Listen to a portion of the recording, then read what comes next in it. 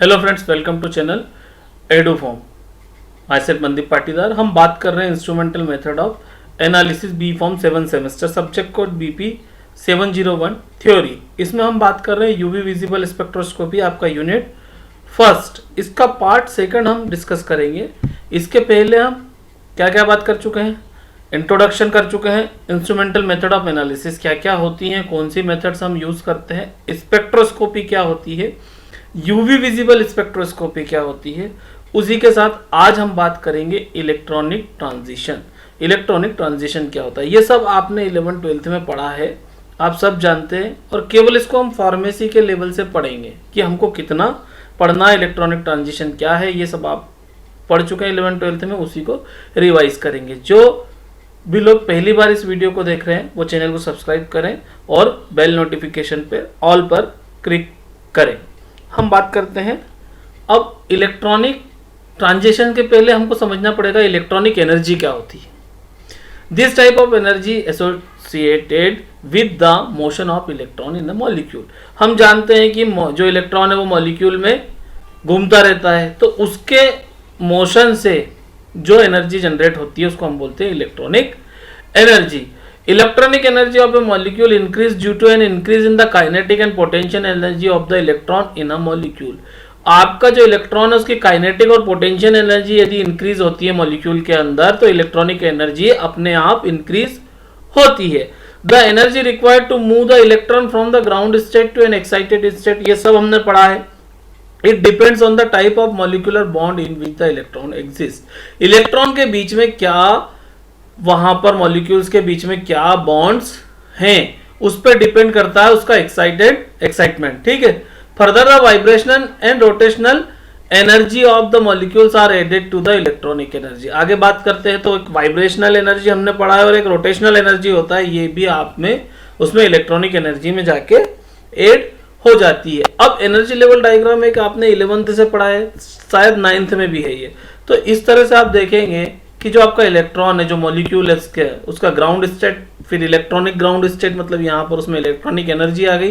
फिर ये आप देखेंगे तो इलेक्ट्रॉनिक एक्साइटेड स्टेट है, इसमें कितना एक्साइटमेंट हुआ है, कितनी एनर्जी आपके मॉलिक्यूल ने ली, आपके इलेक्ट्रॉन ने लिए, उस हिसाब से वो एक्साइटेड स्टेट में चला जाएगा। इस तरह से हम बात करते हैं। अब बात करते हैं हम इलेक्ट्रॉनिक ट्रांजिशन की। यहां तक बात समझ में आ गई कि इलेक्ट्रॉनिक एनर्जी क्या हो गई। अब इलेक्ट्रॉनिक ट्रांजिशन की बात कर लेते हैं।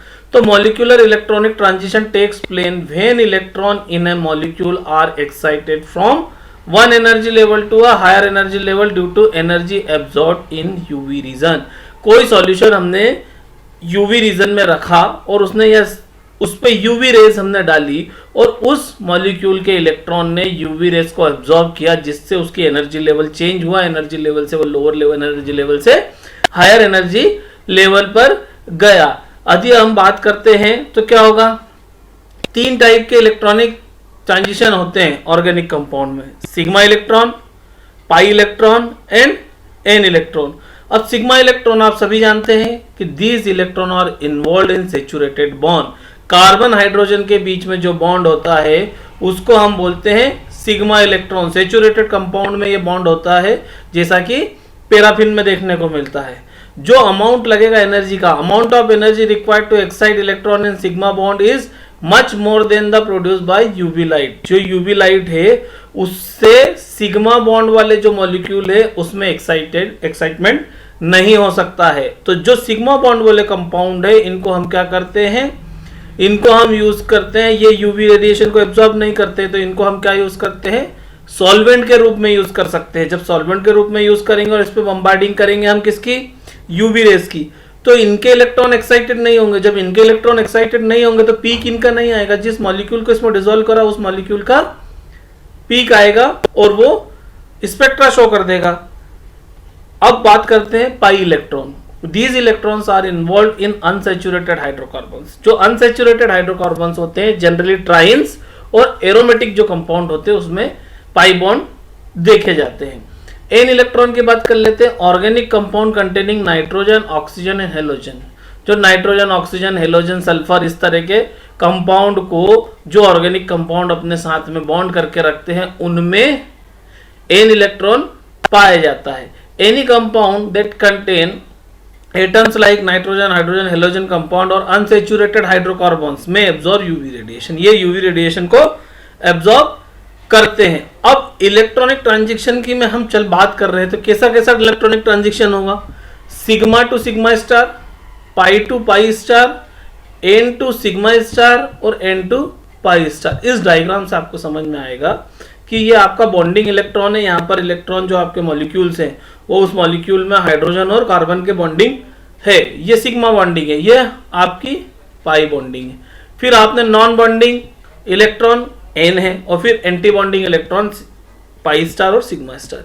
अब क्या होगा, यहां से यदि बॉन्डिंग इलेक्ट्रॉन की जब बम्बार्डिंग होती है, ये यहाँ का इलेक्ट्रॉन लोअर स्टेट से हायर स्टेट पे जाता है, कहां पर, पाई स्टार पर, तो इसको हम क्या बोलेंगे, sigma to pi star transaction. अब सिग्मा से सिग्मा स्टार यदि एनर्जी लेवल चेंज होता है तो उसको क्या बोलेंगे, सिग्मा टू सिग्मा स्टार।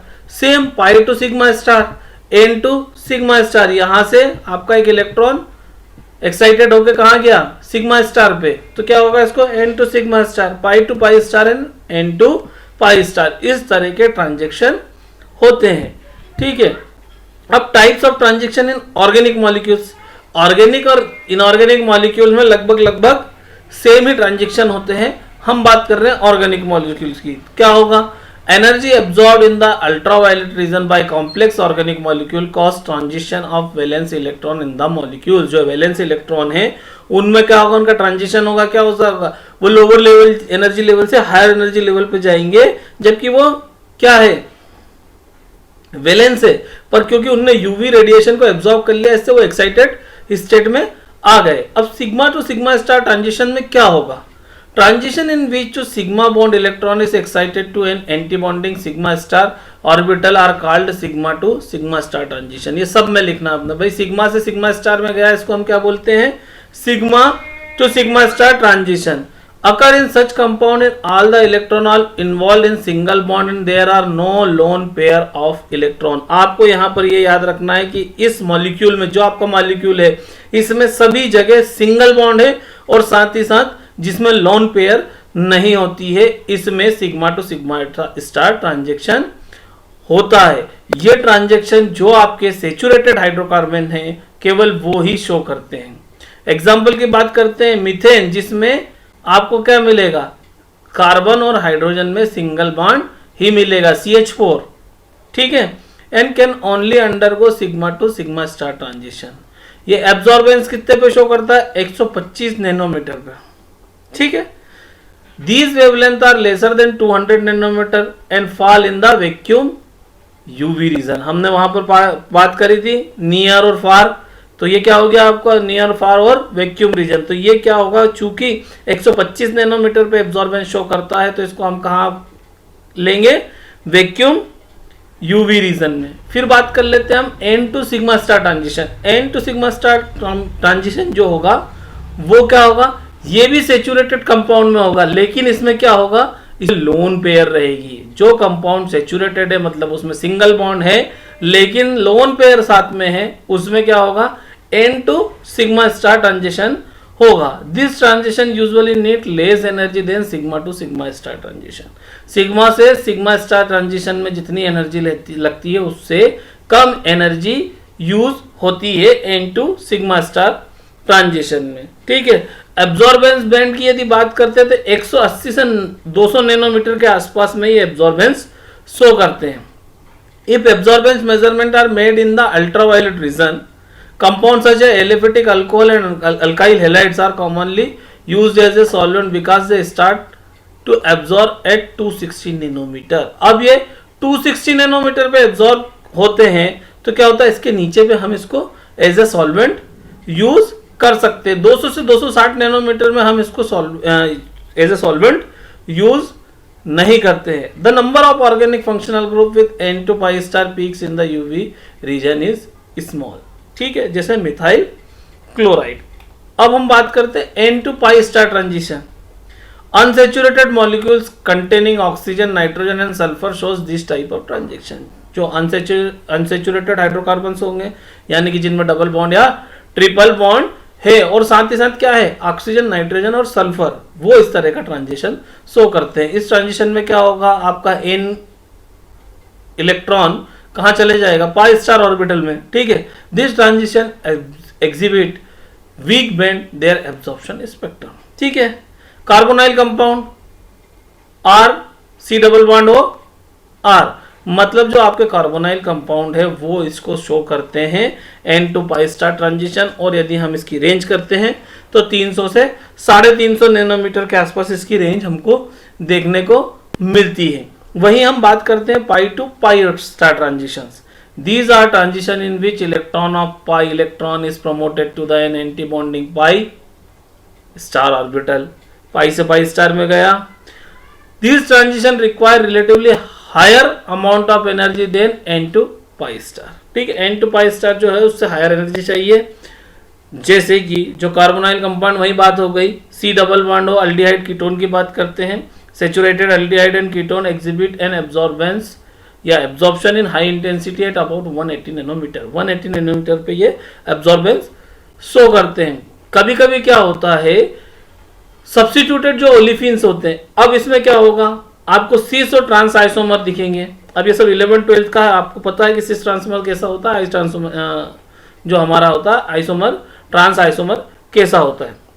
अब जब ये रहेगा तो क्या होगा, the trans isomer absorb at the longer wavelength with the greater intensity than the cis isomer. जो आपका ट्रांस आइसोमर है उसका एब्जॉर्बेंस लॉन्गर वेवलेंथ पे आएगा, ठीक है, और इंटेंसिटी भी उसकी जो सिस आइसोमर है उससे बेहतर होगी। This difference increase as the length of conjugated system increase. यदि उसका कंजुगेटेड जो सिस्टम है, जो चेन है, जैसे जैसे इंक्रीज होगी, इसको ये डिफरेंस और बढ़ता जाएगा। अब बेंजीन की ही बात कर ले तो बेंजीन क्या करता है, 3 बैंड देता है। 2 बैंड की बात करें, 2 intense band at 180 to 200 nanometer, 180 से 200 नैनोमीटर पे दे देगा, और एक जो है वीक बैंड देगा ये 260 नैनोमीटर पे। तो इस तरह से ये आपके ट्रांजिशन हो गए हैं। यदि आपसे कोई पूछे तो आप लिख सकते हो। रेफरेंस मैंने गुरदीप आर चटवाल से लिया है और गूगल से लिया है। बात कर लेते हैं हम यहाँ पर आपका इलेक्ट्रॉनिक ट्रांजिशन से। यदि कोई पूछता है तो इलेक्ट्रॉनिक ट्रांजिशन में आपको इलेक्ट्रॉनिक एनर्जी से लेकर इलेक्ट्रॉनिक ट्रांजिशन तक उसको समझाना है। नेक्स्ट वीडियो में हम बात करेंगे क्रोमो 4 की। Thank you.